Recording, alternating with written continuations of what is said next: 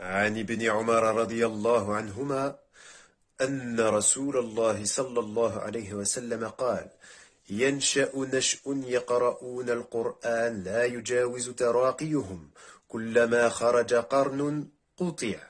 وقال ابن عمر: سمعت رسول الله صلى الله عليه وسلم يقول: كلما خرج قرن قطع أكثر من 20 مرة حتى يخرج في عراضهم الدجال.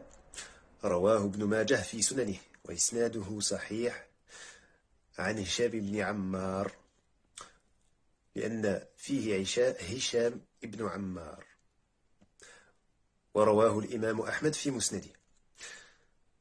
Selon Ibn Omar, Abdullah ibn Omar, radiyallahu anhuma, qu'Allah les agrée, lui ainsi que son père, le messager d'Allah sallallahu alayhi wa sallam dit: viendra une génération, émergera une génération, lisant le Coran et dont la lecture ne leur profitera nullement.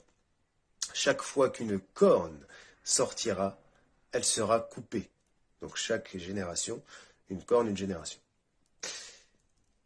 Et Abdullah ibn Omar dit: j'entendis le prophète, le messager d'Allah sallallahu alayhi wa sallam dire: chaque fois qu'une corne émergera, sortira, poussera, elle sera coupée. Plus de 20 fois, jusqu'à ce que sorte parmi eux le Dajjal. Ce hadith est terrible, rapporté par Ibn Majah.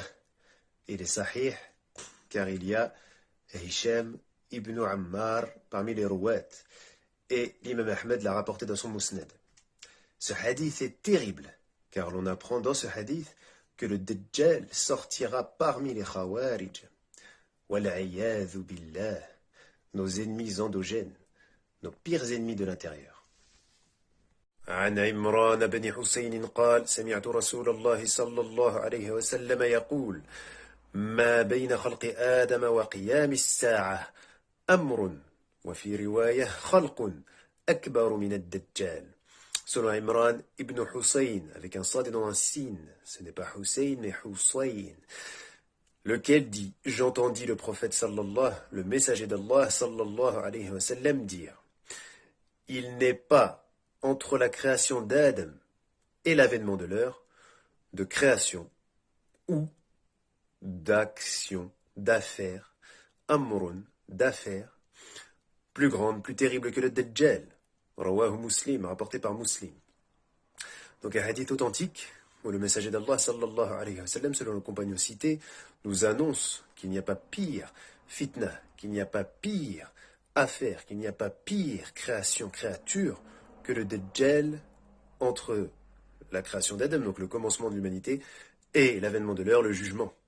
Fa subhanallah, plus nous avançons, plus nous voyons, depuis que nous sommes entrés dans la fin effective, depuis al-Ba'th, wa wafat al-Nabi sallallahu alayhi wa sallam, la venue, la mission, ainsi que le décès du prophète sallallahu alayhi wa sallam, depuis ce moment, donc il y a 1457 ans, si on compte la période mécoise, donc plus la période médinoise, que le prophète sallallahu alayhi wa sallam a été envoyé, et à partir de là, l'accélération est enclenchée. La phase finale est enclenchée, l'accélération est subie. Et de ce fait, nous nous rapprochons de la fin, donc du règne du Dajjal juste avant le jugement, qui va diviser les musulmans et qui va mettre au pinacle de la souveraineté al-mushrikin. Et lorsque nous observons cela et que nous voyons que les auxiliaires du Dajjal préparent son arrivée, déroulent son tapis, auxiliaires endogènes et exogènes à notre Ummah, bien sûr, puisque beaucoup se cachent derrière la critique acerbe endogène pour masquer leur lâcheté quant à la lutte véritable. يقتلون أهل الإسلام ويدعون أهل الأوثان كما قال صلى الله عليه وسلم في المارقة, au sujet des, en français, des renégats, de ceux qui sortent de l'islam. Ils combattent les gens de l'islam et délaissent les gens des idoles, alors qu'ils prétendent à une droiture. Al-Mariqah parmi les Khawarij et autres. Al-Bourah, les rebelles et autres. Et donc le Masih al-Dajjal, Mamsouh al-Ayn, kama qala sallallahu alayhi wa sallam, celui qui a l'œil éteint, comme le prophète sallallahu alayhi wa sallam l'a dit, l'œil effacé. Et dans un autre hadith, le prophète sallallahu alayhi wa sallam le décrit comme étant A'war al-Ayn al-Yumna, donc borgne de l'œil droit. Et عينه كعنبة طافئة. Et son œil est comme un raisin sec, un raisin éteint.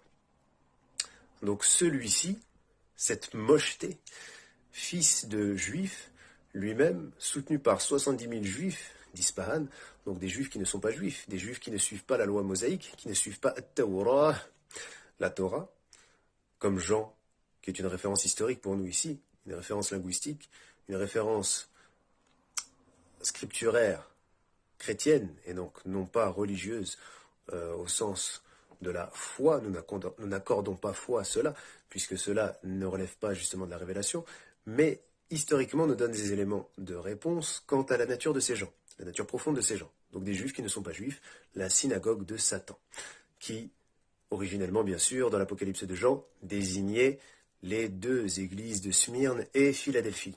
Encore une fois, on ne parle pas des États-Unis.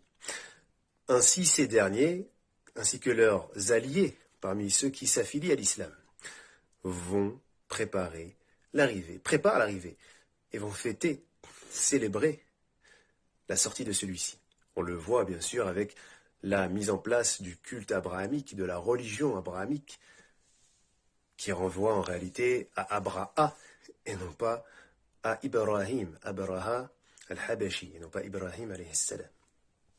Donc nous voyons bien sûr que ces derniers préfèrent taper sur leurs frères, leurs coreligionnaires, mettre en exergue leurs défauts supposés, et laisser en paix les ennemis exogènes, parmi eux les néoconservateurs, les judéo-identitaires, les ultralibéraux, les affiliés à l'islam qui en réalité n'en font pas partie, n'en sont pas, ceux qui sont aussi bien du côté du irja que du côté du muruq, donc entre parenthèses le khuruj, et l'ensemble de leurs alliés. Les auxiliaires du Dajjal sont nombreux, les auxiliaires du Dajjal sont forts, sont puissants, et ils préparent son arrivée. Donc accrochez-vous à Al-Iman, la Jammara décrite par le prophète sallallahu alayhi wa sallam, qui dans le poing brûle le croyant, soit il la lâche, soit il la retient. Accrochez-vous à cela, et ne vous laissez pas happer par la séduction, par l'appel.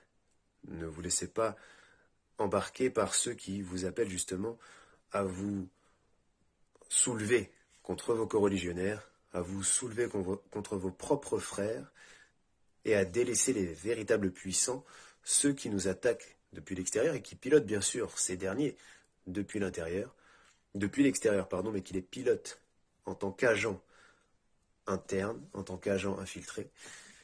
Ne vous laissez pas avoir, soyez forts, livrez une lutte intellectuelle, une lutte morale, une lutte éthique, une lutte physique bien sûr lorsque cela est nécessaire, toujours selon le curseur de la défense, et ne soyez point injustes. Préparez-vous à l'arrivée, bien sûr, du borgne, car les événements qui le précèdent s'accélèrent et s'enchaînent.